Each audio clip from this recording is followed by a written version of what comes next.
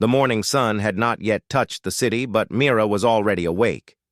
She sat beneath the broken shelter of a fruit vendor's cart, clutching a half-empty jute bag. Her clothes were torn at the edges, her slippers mismatched, and her eyes held something the city had not yet stolen: hope. Only 19, Mira had already walked through a lifetime of pain. She came to Mumbai 6 months ago. Not to beg, not to escape, but to build a future. A future for her sick mother, who still waited in their tiny village of Sitapur, coughing through every breath. The local doctors had said her lungs were failing. Medicine cost money, and money was what Mira had come to earn. But dreams are heavy in a city where even air feels expensive. She had come with a promise from an old family contact. "Come to the city, Mira. We'll get you a job at the textile mill." But when she arrived, the factory had shut down. The man disappeared. Her savings dried up in 2 weeks. By the 3rd week, she was sleeping under that vendor cart. Mira didn't cry, not because she was strong, but because even tears require strength. Instead, she started helping an elderly pani puri seller nearby, washing dishes for 5 rupees and a leftover puri. Sometimes she sold water bottles at the traffic signal. Other days, she just watched the crowd, hoping someone might need a hand. Any job, any work. Still, every night before sleeping, she pressed her palms together and whispered the same prayer. "Please keep Amma alive. I can take the hunger. I just want her to smile again." One Wednesday morning, Mira heard shouting across the road. A young man had been hit by a car. Blood flowed from his arm and a crowd had gathered. She watched, not out of curiosity, but because every scream felt familiar now. Then came a different kind of noise: sirens. Police cars zoomed past. A dark SUV followed behind. Something had happened, something big. Within minutes, people were whispering about a robbery at Mahalaxmi. Gunshots, a man missing. "Some rich guy," one hawker muttered. Mira didn't pay much attention. The rich had problems, but so did she. That night, as rain poured from the skies, Mira rushed to cover her jute bag with plastic. The vendor's cart wasn't enough. She grabbed an old crate to prop over her head. The storm was harsh, wild. Lightning danced across, the sky like it was angry. Then came the scream. Faint, guttural, like someone in pain. Mira froze. She heard it again. "Help! Please!" It was coming from the alley behind the shops. Holding her jute bag like a shield, she tiptoed toward the sound. The alley was flooded. Broken bottles floated in the water. A dead rat drifted by. She almost turned back until she saw the man. He was lying against a garbage pile, shirt torn, chest bleeding. His hands were tied. A deep gash split across his forehead. His lips were dry, trembling. "Help me," he said again, his voice softer now. Mira stared. He looked important. But more than that, he looked like he was dying. She looked around. No one was coming. No one ever did. Without thinking, she dropped her bag and rushed to him. "Don't move," she whispered, untying his hands with shaking fingers. His wrists were bruised, his face swollen. He couldn't even open his eyes fully. "I'll get help," she whispered. He gripped her wrist with surprising strength. "No police. They'll find me." Mira paused. Fear rushed in. Who was he? What did he mean?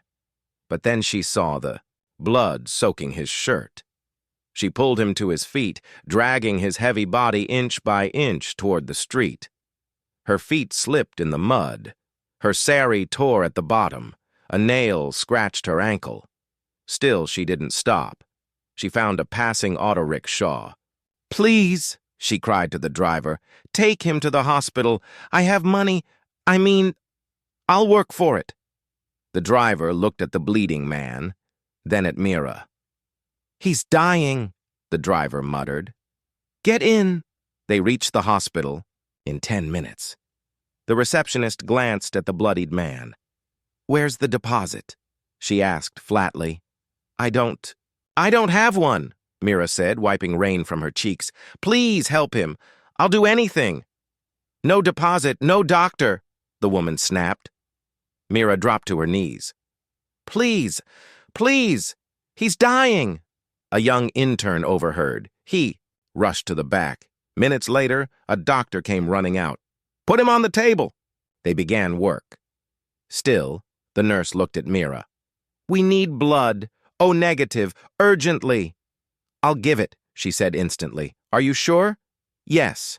She hadn't eaten a proper meal in days, but as the needle pierced her skin, Mira clenched her fist and prayed.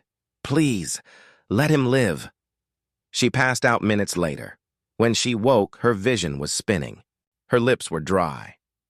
But the first thing she asked was, "The man, is he alive?" The nurse smiled. "He's stable now, because of you." Mira smiled weakly. Thank God. Meanwhile, in the next room, the man opened his eyes. His body ached. His vision was blurred, but he was alive. "Where am I?" he asked. The nurse leaned over. "You're safe now, sir. A girl found you. She saved you." "A girl?" "Yes, she brought you here. Paid with her own money, gave her blood. She collapsed right after." The man's lips moved. "Where is she?" "She's resting in the ward next door." The man tried to sit. The nurse stopped him. "You need rest." "I need to see her." The nurse hesitated, then nodded. She helped him into a wheelchair and rolled him to the next ward. There, beneath a thin blanket, lay Mira, her hair wet, her clothes still torn, her arms bruised. But she was breathing. The man stared at her for a long time, then whispered, "She saved my life, and I don't even know her name." Mira's dreams had always been quiet, soft like her mother's bedtime stories, simple like clean water or warm food. But as she lay in the hospital bed, slowly waking from the dizziness of blood loss, her dreams were loud this time. She saw light, voices, memories, her Amma's smile, her father laughing before illness took his voice. And now, a man. A man whose life she had saved without even knowing his name. When Mira opened her eyes, the lights of the hospital ceiling blurred, like distant stars. Her arms felt like wet cloth. Her lips were dry, her stomach empty, but her heart beat slowly, peacefully. Then something strange happened. She felt it before she even saw it. Someone was sitting beside her quietly. She turned her head and saw him, the same man, bandaged, pale but awake. His eyes held the weight of years, of pain and power. But when he looked at her, all she saw was softness. "You're awake," Mira whispered. "You saved my life," he said, his voice rough and cracked, like gravel under tired feet. She smiled gently, still unsure if she was dreaming. "Anyone would have done it." "No," he replied slowly. "Not anyone. Not in this city. Not when they had nothing to gain." They both sat in silence for a while, listening to the hum of the hospital machines and the occasional cough from other wards. Then he asked, "What's your name?" "Mira," she replied. "From Sitapur, a village far from here." He nodded and looked down at his bandaged hands. "I'm Arman." She waited for more, but he said nothing else. Just Arman. Later that evening, a group of men in black suits rushed into the hospital. They were clearly not regular visitors. The nurses stood straighter. The receptionist fixed her dupatta. A young man in a blue suit led them, speaking rapidly into his phone, coordinating what sounded like a high-level operation. "Yes, sir, we've found him. He's alive. Thank God." He pushed open the door to Arman's room. "Sir," the man cried out, his eyes almost tearing up. "You're alive!" Armand raised a weak hand. Enough, Kabir. No need for drama. Kabir, clearly, his assistant, turned to Mira in confusion. And this girl? Armand's gaze didn't move. She saved me. She's the reason I'm alive. Kabir looked shocked. Sir, we've been searching every corner of the city. We thought... He paused. Your father. He's in Delhi now. He's waiting for news. Everyone's waiting. Mira lowered her eyes.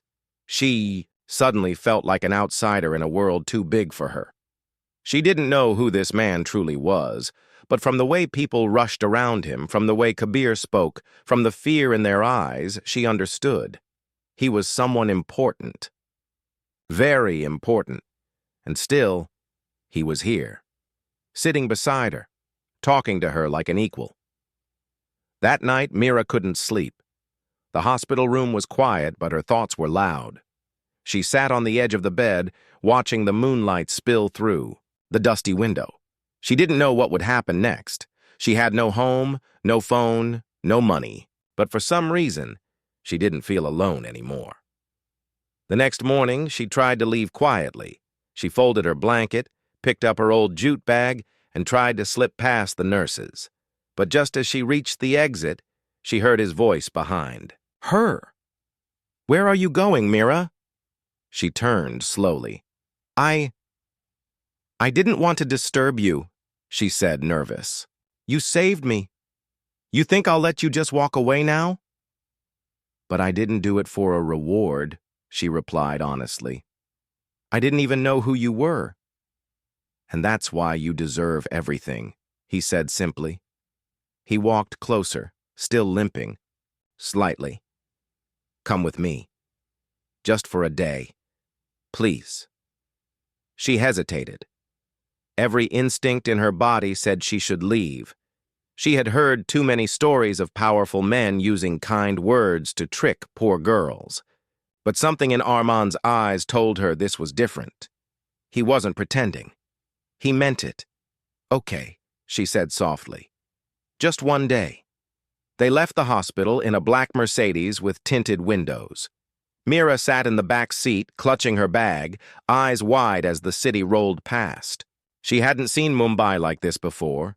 Clean streets, tall glass towers, expensive shops. It was like a different world. The car stopped in front of a massive gate. Guards in uniform stood straight, saluting as they passed. Beyond the gate, a mansion spread out like something from the movies. A fountain danced in the driveway. Gardeners trimmed flowers. A golden dog barked playfully in the distance. Mira stared in disbelief.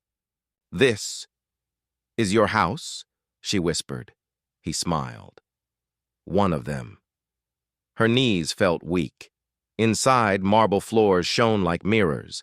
A staircase curled upward like a ribbon. A maid appeared with juice and warm towels. Mira didn't know where to stand or sit. She placed her jute bag gently beside the couch as if it might dirty the floor. Relax, Armand said. This is your home too now. No, she said quickly. I can't stay here. I don't belong. You belonged the moment you chose kindness, he said quietly. She looked away, her throat tight. I need to call my mother, she said after a while. She thinks I'm working in a hostel kitchen. She doesn't know. Armand nodded. Kabir will get you a phone. But I don't have money for a SIM. You don't need to worry about money ever again, Mira. His words were soft, but they hit her like thunder. She sat silently for a long time, then whispered, I just want my mother to be okay. My father died 2 years ago. She's all I have. We'll bring her here, he said without hesitation. Today. Her head snapped up. You mean it? I mean it. By evening, Mira was on a video call with her mother. The screen showed the familiar mud walls of their home, a small bulb hanging from the ceiling, and Amma's wrinkled but bright face. Mira! Her mother cried, eyes wide with surprise. Whose house is this? Where are you? Tears spilled down Mira's cheeks. Amma, I'm safe. I met someone. A man. He's helping us. He's sending a car tomorrow to bring you here." Her mother looked confused. "What man? Are you okay?" "I'm better than okay," Mira said, smiling through the tears. "Your prayers worked, Amma. You won't have to cook on firewood anymore. You won't cough through every night. You'll sleep in a bed, a real one." Amma cried silently, her hands trembling with joy. The next day, a luxury SUV arrived in Sitapur to bring Amma to Mumbai. The entire village came to see her off. Some thought it was a prank. Others said Mira must have married a rich man. But Amma knew the truth. Her daughter was the kind of girl who helped even when she had nothing. And God never forgets hearts like that. Back in the city, Arman called his team. "I want everything." "Done," he ordered. "New ID, passport, bank account, a house in her name. And I want her trained. Whatever she wants to learn, give her the best teachers." Kabir raised his eyebrows. "Sir, are you sure?" Arman didn't even blink. "She gave me life when I had none. This is nothing." That night, Arman sat by the pool, watching the water ripple in silence. Mira joined him, wearing a new cotton dress, her hair washed and tied back. She looked clean, fresh, but still herself. "Tell me something," she said. "Why did they leave you to die?" Arman's face grew still. "I was kidnapped," he said after a pause. "It was someone close to me, someone I trusted. They wanted money and they got it, but they didn't want me alive to tell the story, so they threw me out like garbage." Mira looked down. "I'm so sorry," he nodded. "I thought I was going to die in that alley. And then you came." They sat together in silence again, the sound of water the only music. "I believe in destiny," Mira said softly. "I think I was meant to be there. Just like you. We're meant to survive." Arman looked at her carefully. "I think you're right." The sun rose slowly over the skyline of Mumbai, spilling soft gold across the glass towers and busy streets. But far from the rush of the traffic and office noise inside the grand mansion in South Mumbai, something gentler was happening. Mira stood barefoot on the marble balcony of the guest room, watching the horizon with her hands folded together in prayer. For the first time in weeks, she wasn't praying for survival. She was praying in thanks. Downstairs, the kitchen smelled of cardamom and warm bread. The staff had already started preparing for the arrival of a very special guest, Mira's mother. Arman had arranged everything. A doctor would check her lungs on arrival, a nurse would stay on call, and her bedroom would be ready with a soft mattress, an air purifier, and a painting of Sitapur village on the wall. An idea Mira had whispered to the housemaid late the night before. When Arman walked into the living room, he saw Mira supervising the decorations in the hallway. She wore a new, simple salwar kameez, but she still had that same nervous humility, as though she was afraid of stepping too loudly in such a rich place. "You don't have to do all this," Arman said with a small smile. Mira turned, flustered. "It's Amma's first time in the city. I want her to feel at home."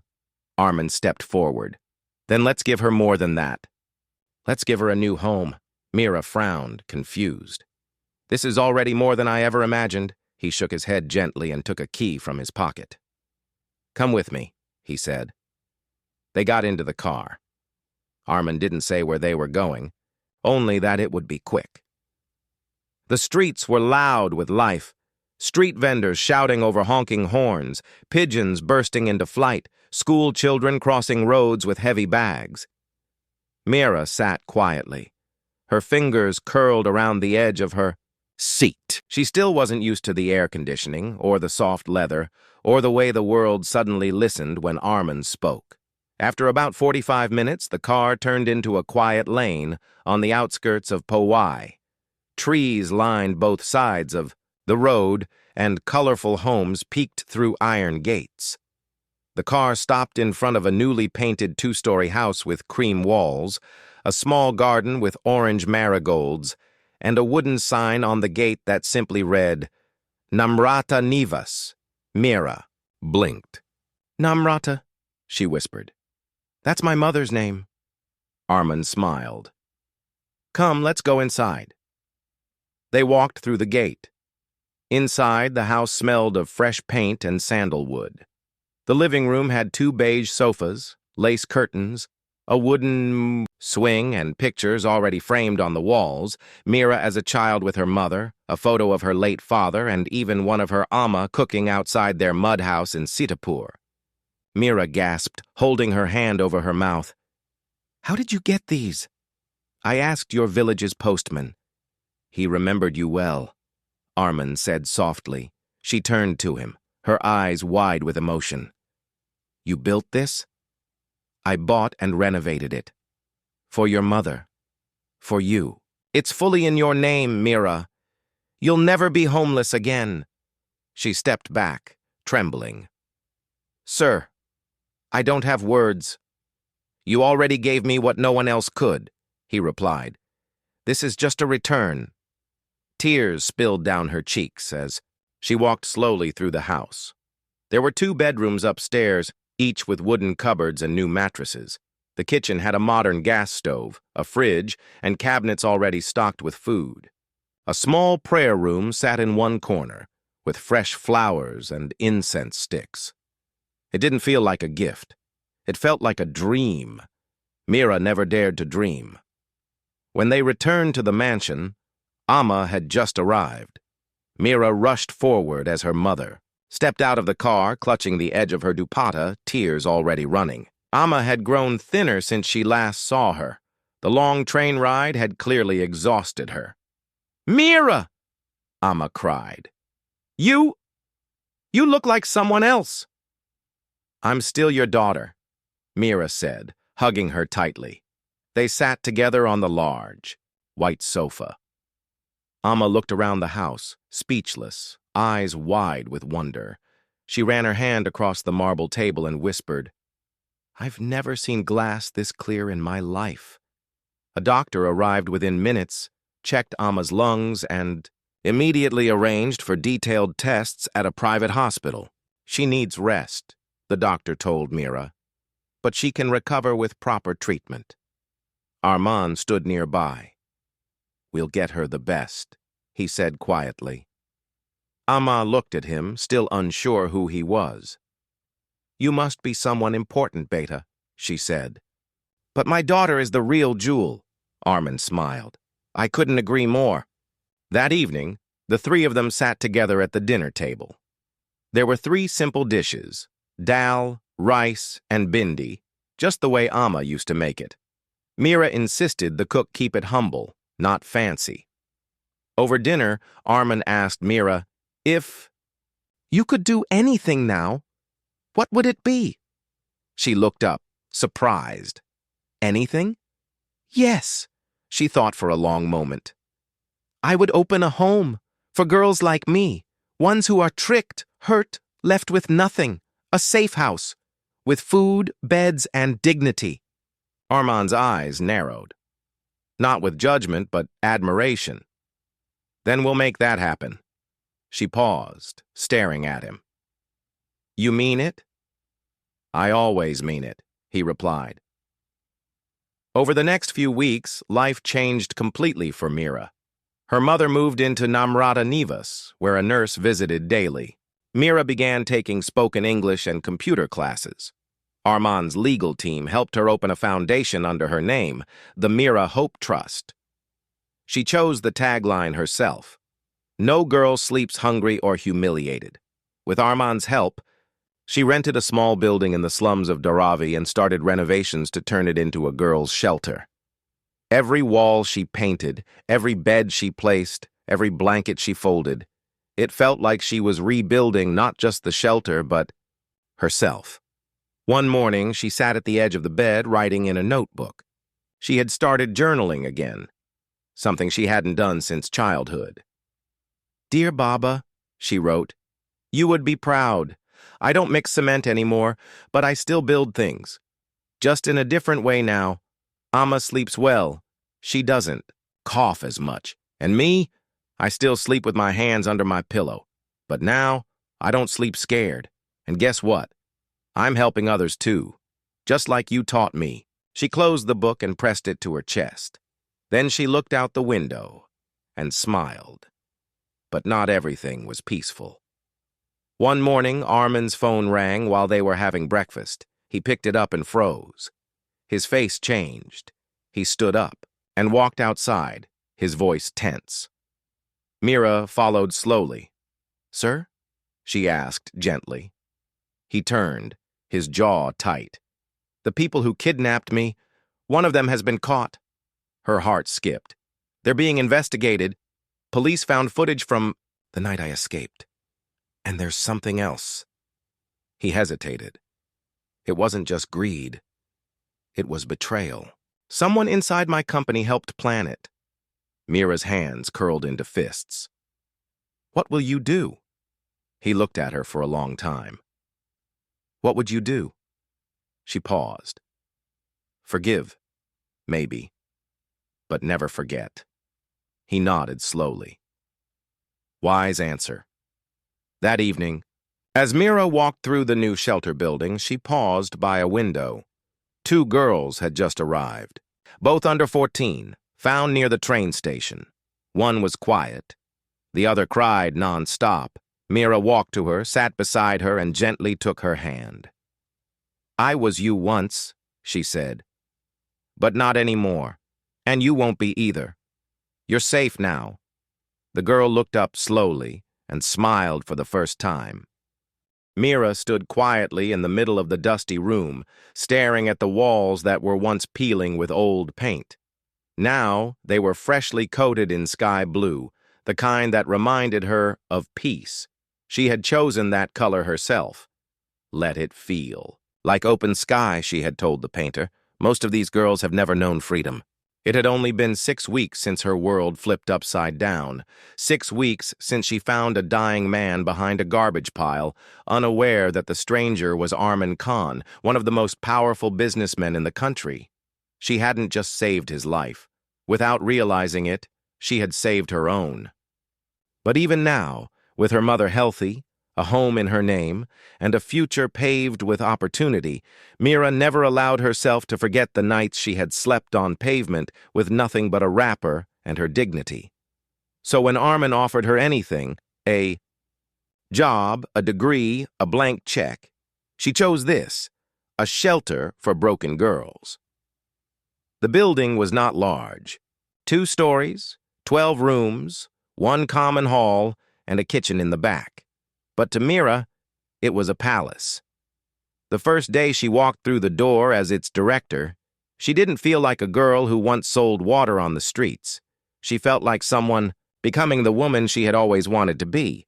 She called it House of Dignity. The first night the shelter opened, 3 girls arrived. The youngest, Tara, was only 11.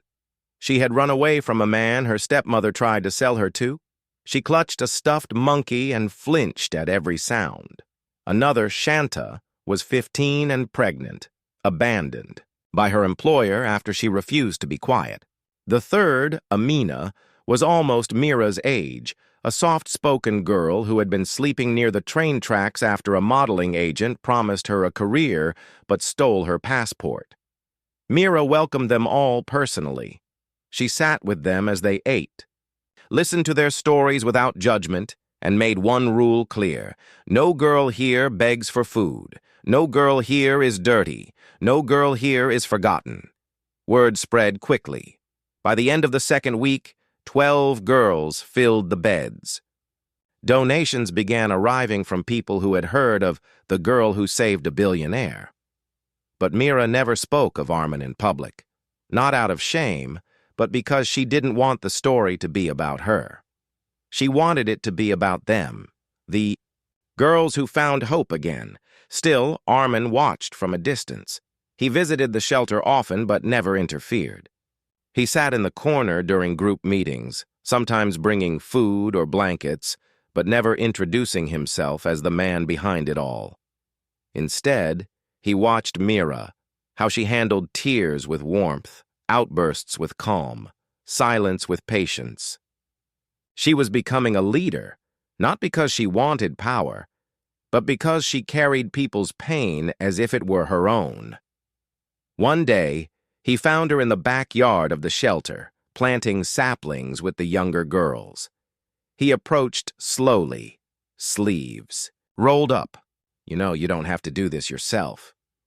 Mira looked up, sweat on her forehead. Then how will they learn to grow something with their own hands? He chuckled. You always have an answer.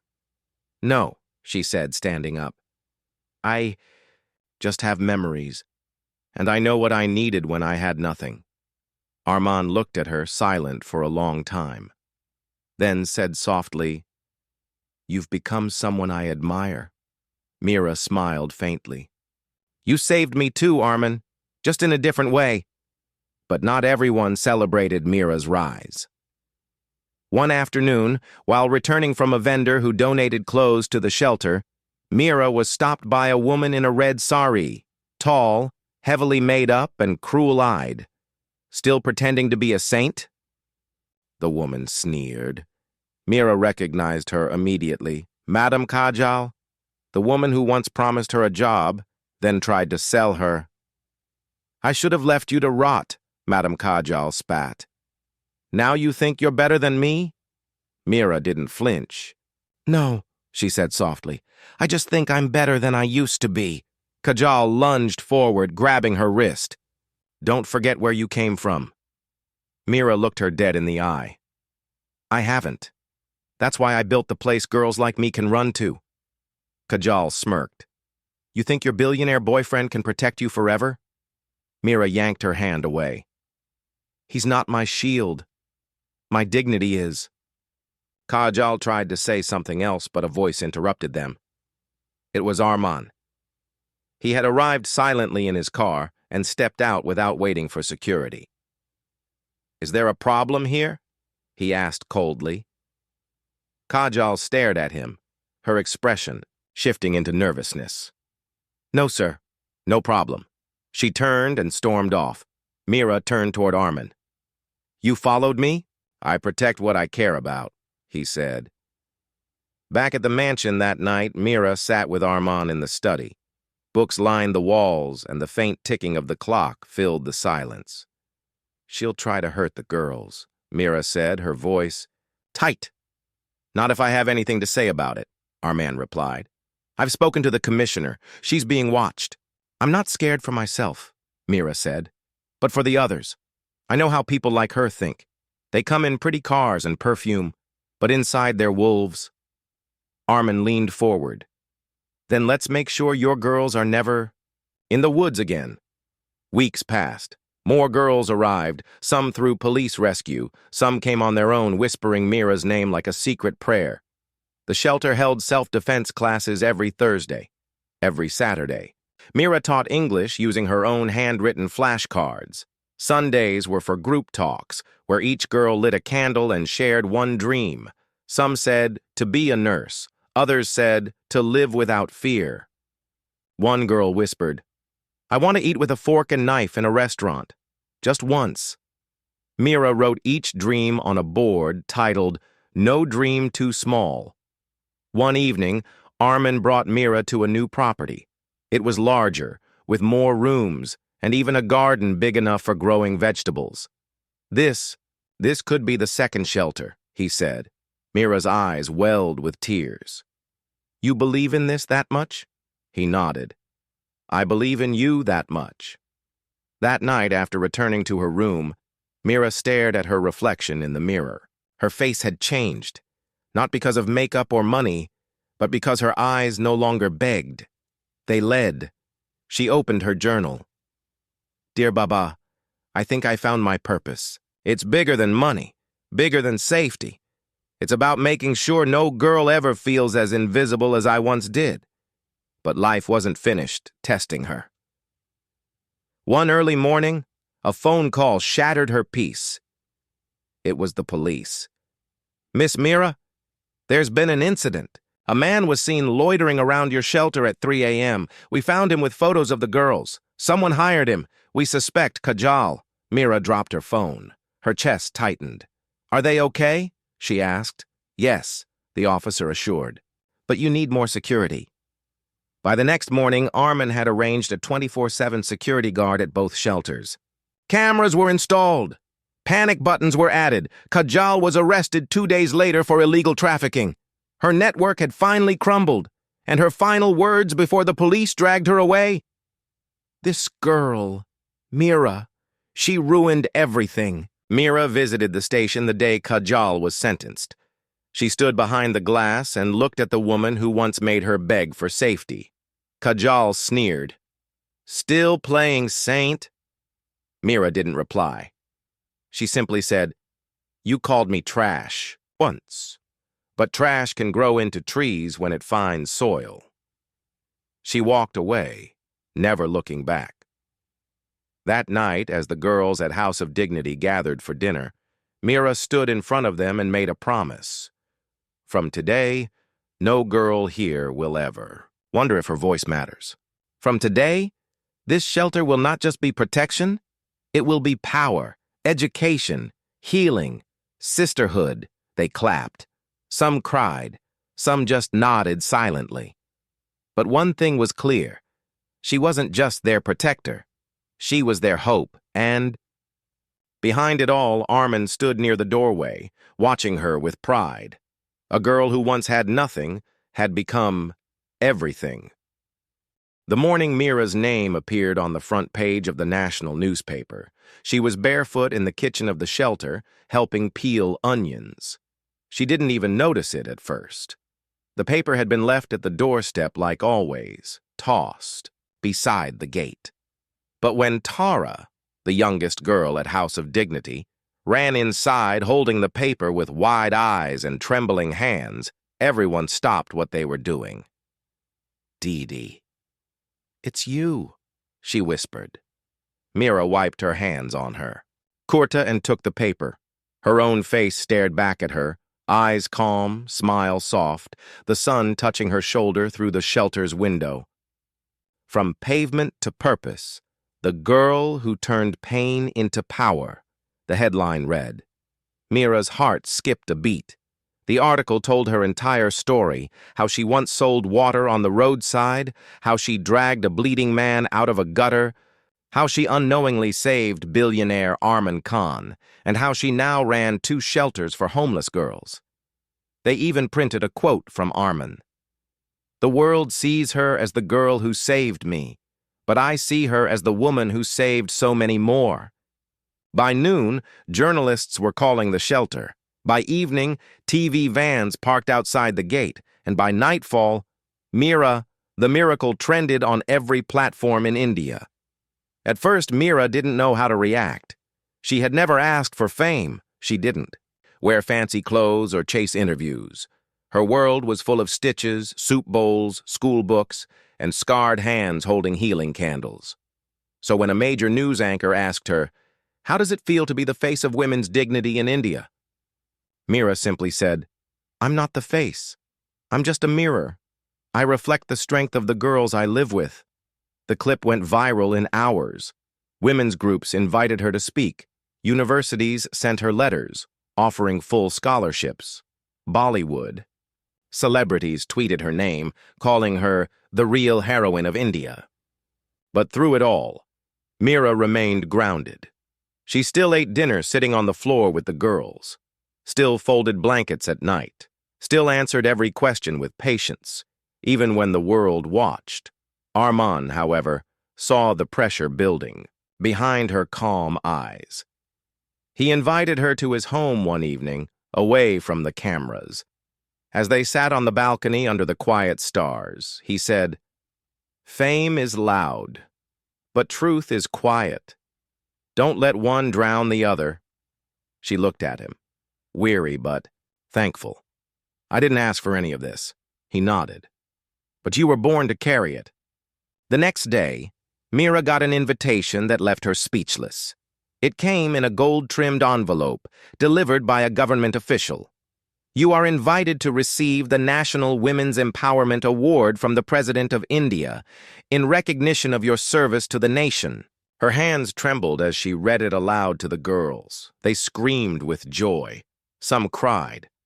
Amina hugged her tightly and whispered, "You did it, Didi." But Mira shook her head. "We did it." 3 weeks later, Mira stood in front of the Rashtrapati Bhavan, the most powerful building in the country. Her sari was simple, cream and blue. Her hands held no purse, only a copy of the speech she had written by hand the night before. Arman and Amma sat in the audience, watching with tears in their eyes. The hall was full of leaders, influencers, ministers, and press. But when Mira walked on stage, there was silence. She didn't raise her voice. She didn't cry. She just spoke the truth. "I was born with nothing," she began. "Not even a window in my house. But I had a father who told me kindness is never wasted. I had a mother who fed others even when our plates were empty. And I had a city that tried to break me, but failed." She paused. "The man I saved was rich, but he gave me something more valuable than money. He gave me a mirror, and in that mirror I saw that I wasn't weak. I was a survivor, and so are the girls in my shelter. They are not victims. They are warriors." A standing ovation followed. Not from pity, but from pride. Back at the shelter, when she returned the next day, there were flowers everywhere. The girls had decorated the gate with rangoli, a banner. Read, "Welcome home, our hero." Mira laughed, then cried, hugging each girl like they were family. She sat down on the floor and held the golden award in her lap. "This belongs to all of you," she said. "To every tear you wiped yourself, to every time you said no when the world tried to silence you, this is ours." They lit candles that night, not in mourning, but in celebration. For the first time in their lives, they were no longer shadows. They were light, but not all light brings comfort. The attention Mira received also brought envy. False articles began to spread, people questioning if she really came from the streets, if Arman had fabricated her story for PR. One tabloid accused her of milking sympathy for donations. She was hurt. She had never lied, and it pained her to be doubted. But Arman, who had faced such storms all his life, told her calmly, "Truth doesn't scream. It just survives. Let them shout. You keep building." Mira nodded. She buried her head in work, expanding the shelter, creating a counseling program, hiring women who had escaped abuse as mentors. And then one day, something happened that changed everything. She got a call from the United Nations, the TEO. Woman on the phone introduced herself as a UN representative from Geneva. "We've heard about House of Dignity," she said, "and the movement you're building. We would like you to speak at our Women's Global Forum next month. Flights and stay will be arranged. Would you be open to it?" Mira sat in stunned silence. "Miss Mira?" the woman repeated. "Yes," Mira whispered. "Yes, I'm honored." 1 month later, Mira boarded a flight for the first time in her life. Arman handed her the boarding pass. "Promise me you'll speak from the heart," he said. "That's the only way I know how to speak," she replied with a smile. When she stepped into the international conference hall, she was nervous, but not afraid. Dressed in a white cotton sari, she stood behind the glass podium, facing delegates from over 70 countries, and in simple broken English, she told the world, "I'm not educated in big schools, but I am educated in pain, and I have seen what happens when you give broken girls something simple, not luxury, not pity, just safety." Her speech lasted 6 minutes. The applause lasted almost 10. Afterward, reporters asked her, "What's next?" She replied, "What's next? A third shelter, then a fourth, then maybe one in every city. Because a country that can build skyscrapers can also build safe spaces for its daughters." She returned to India a hero. This time, not just in the media, but in the hearts of the people. Old men in her village sent her blessings. Girls who had once mocked her now volunteered at her centers. And her Amma? She now walked proudly through the neighborhood market, smiling and saying, "Yes, that's my daughter." That night, as Mira sat on the rooftop of the shelter, watching the stars, Armin joined her quietly. They sat in silence for a while, as always. Then he said, "You've become bigger than I ever imagined." Mira smiled softly. "No, I just became what every girl can become, when she's believed in." Armin looked at her, eyes deep with emotion. "You don't just build shelters, Mira. You build belief. And somewhere far away, in a quiet corner of the city," another homeless girl whispered Mira's name for the first time, because Mira was no longer just a girl who had survived the streets. She was now a symbol that even the world couldn't ignore. The shelter was quiet that night, quieter than usual. A soft drizzle tapped the windows, and the girls were all asleep, tucked under colorful bedsheets. Mira stood alone in the hallway, her bare feet cold against the tile. The air smelled of incense and rosewater. In her hand, she held a letter, sealed with gold, and in her heart, she held a question that no one else could answer for her. That morning, the offer had arrived in a velvet envelope from the Global Women's Leadership Institute in London, a full scholarship, a 2-year master's degree in social leadership, all expenses paid, mentors from every continent, the chance to take her mission to the world stage. It was a dream beyond anything she'd ever imagined.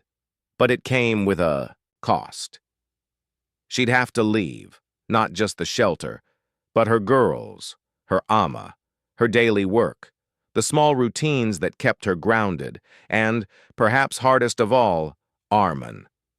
For days she had said nothing, not even to him, but the letter burned silently in her pocket, and the question grew louder in her mind.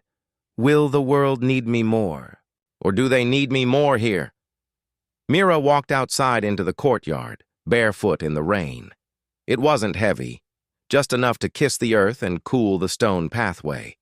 She lifted her face to the sky, closed her eyes, and whispered, "God, I don't want to choose between duty and dream. Show me the way." Behind her, a familiar voice spoke gently. "You don't always have to choose, Mira." She turned. It was Armin. He stepped under the awning beside her, umbrella in hand, but didn't open it.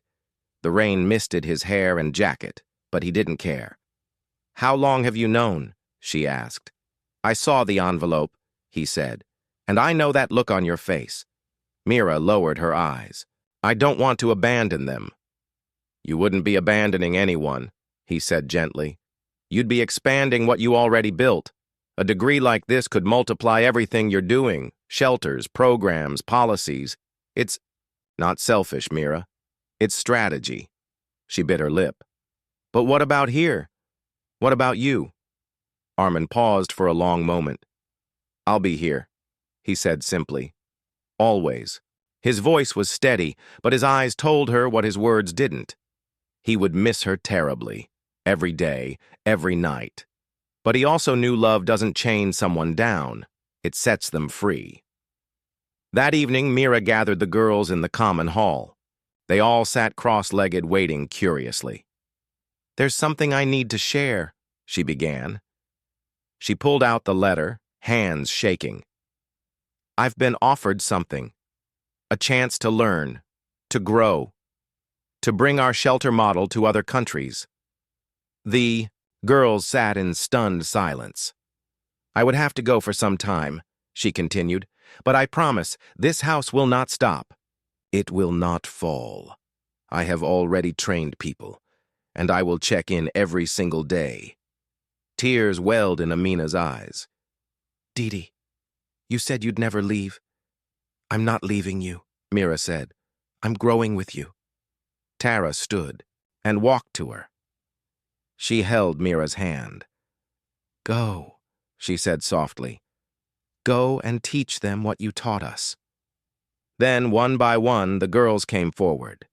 They hugged her, cried. Some didn't say anything at all, but their silence was not rejection. It was respect. A few days later, Mira stood at the airport terminal, Amma by her side, holding her hand.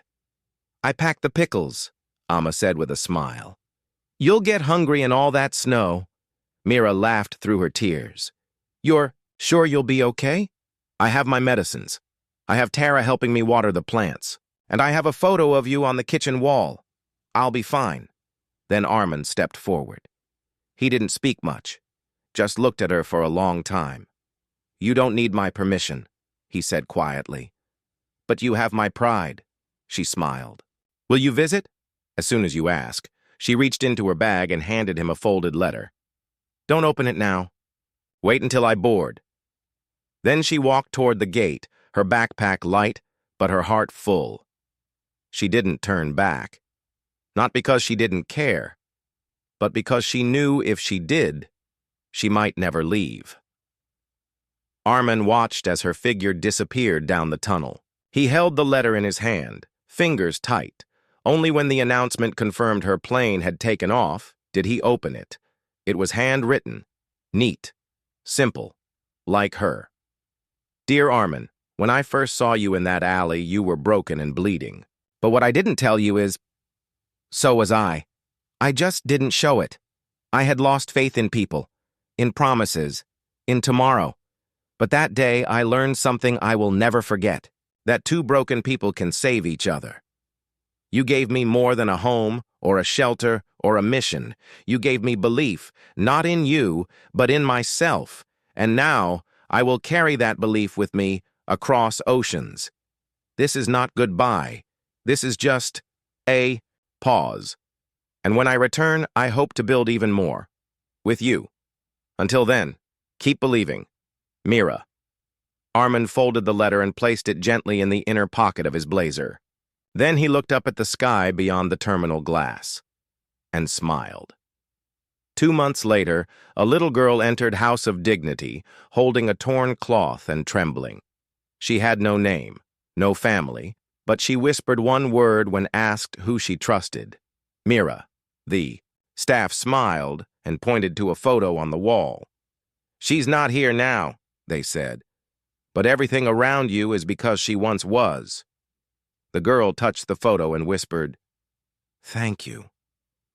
3 years had passed since Mira boarded that flight to London, leaving behind everything she once knew, her shelter, her girls, her Amma, and a man whose quiet presence had become her anchor. In that time, the world had changed, and so had she. She had spoken on global stages, debated policies in cold conference halls, sat across from world leaders, and walked the marble floors of places she once thought only existed in television. But no matter how far she went, Mira never forgot who she was. A girl who once hawked water barefoot in the dust of Mumbai streets. While London offered her titles, awards, and applause, it never offered her silence. At night, in the quiet of her small university apartment, she often stood by the window and looked out at the dark skyline, wondering what the girls were doing back home. Were they safe? Were they eating well? Did they still sing those silly songs during dinner cleanup? Did Tara still cry in her sleep? Was Amma remembering to take her medicine? And then, of course, there was Armin. She didn't write him often, not because she didn't think of him, but because everything she wanted to say felt too big for a page. But he wrote. Every Sunday without fail. Short letters. Sometimes a quote. Sometimes just a line. House of Dignity opened its 3rd branch in Pune. Tara passed her school exams with flying colors. Amma baked you a mango cake today and nearly cried. We all miss your loud morning speeches. I hope London is treating you gently. Still watching the stars. Still waiting. Each letter brought her peace, and a longing that grew heavier with each passing day. On the final day of her program, Mira stood at the podium in London, delivering her last public talk. She wore a plain white kurta with a small Indian flag pinned to the side. I'm not here to impress you with my story, she said calmly. I'm here to remind you that statistics are not people. Behind every number is a name, a voice, a soul waiting to be seen. The girl who sold water on the street is not a miracle. She's a mirror. There are millions like me, and they are more than their pain." The crowd gave her a standing ovation, but even as the applause rang in her ears, Mira's heart was already flying home. Exactly 5 days later, at 4:45 a.m., a plane landed in Mumbai. Mira stepped out, dressed in simple travel clothes, her hair tied back in a bun. No media cameras. Waited. No welcome banners. She had told no one. She didn't want noise. She wanted presence. She didn't go to the shelter first. She went straight to Sitapur, to the tiny house with the courtyard where Amma now lived, surrounded by mango trees, and 2 goats she named Hope and Courage. When Mira walked in, Amma gasped. Her eyes filled instantly with tears. "My child," she whispered. "You came home." They didn't speak much. They just sat on the swing, Amma resting her head on Mira's shoulder like she used to when Mira was 5. For the first time in years, Mira slept not in a hotel or a dorm, but in her childhood bed, under a mosquito net, her mother's hand resting lightly over hers. 2 days later, she returned to Mumbai. She walked quietly up the road leading to House of Dignity. The building was brighter than she remembered. New murals on the walls, flower pots at the entrance, girls laughing somewhere deep inside. A security guard at the gate looked up and froze. "Didi?" he whispered, stunned. You're really here?" She smiled. "Yes, I'm home." The news spread like wildfire. Girls came running, some screaming with joy, others just sobbing uncontrollably. Amina hugged her so tightly that Mira nearly fell backward. "I thought we'd never see you again," she cried. "You were never alone," Mira said. "Not for a moment." They led her inside, showing her the changes, the new computer lab, the terrace garden, the music room. But everywhere she looked, the heart of the place remained the same. She was proud, but something inside her still felt unfinished. Someone was missing. That evening, she walked to the old garden behind the second shelter. And there he was, Arman, sitting on the bench beneath the gulmohar tree, just like he always did, a book in his hand, a silence in his breath. He didn't look up immediately, but he didn't need to. He felt her presence the way a parched earth feels the first drop of rain. When he finally raised his eyes, time seemed to freeze. Mira stood still. He rose slowly. They didn't speak. They didn't rush. They just walked toward each other like magnets pulled by something ancient and honest. When she finally stood in front of him, she whispered, "You waited." He smiled. Always. She touched his hand gently. "I brought something back with me." "What?" She pulled out a folder from her bag. "A proposal for a nationwide girls' recovery network with shelters, legal aid, therapy, and scholarships. Everything we wished for. Scaled." He looked through the folder. "This is huge," he said. "I know," she replied, "but it'll need someone strong to help manage it." He tilted his head. "You offering me a job?" "I'm offering you a life," she said. He stared at her, then laughed, and pulled her into a hug so tight it melted every second of the 3 years they had spent apart. 2 months later, in a packed auditorium in Delhi, the Prime Minister officially launched the Mira Dignity Network, a program modeled after her shelters, now supported by both government and private institutions. Mira stood on stage with Arman beside her. But when the cameras flashed, she gently stepped to the side and called 10 of her girls onto the stage. "You don't need a cape or $1 billion to save a life," she said into the microphone. "You just need a reason. And these girls are mine." The crowd rose to their feet. Applause thundered. That night, in a quiet moment on a rooftop overlooking the glowing city, Mira and Arman sat watching the stars again. "I always wondered," he said slowly, "what kept you going all those nights when you were homeless?" Mira smiled. "I remembered something my father used to say. When the world closes its doors, knock on your own heart. That's where courage lives." Arman nodded. "And what's next for us?" he asked. Mira leaned her head on his shoulder. "We build. We love. We raise girls who know their worth. And maybe we teach the world to stop underestimating women who come from nothing." And beneath that starlit sky, where everything began with a homeless girl saving a dying man, a new chapter began, not just for Mira and Arman, but for every girl who had once felt invisible. Because Mira didn't just survive the streets, she changed them. Forever. Moral of the story: no act of kindness is ever wasted. True strength doesn't shout. It whispers in dark corners, holds on through storms, and rises quietly with the dawn. Mira's story reminds us that resilience is louder than wealth, and compassion, when held tightly, can change not only a life, but an entire nation.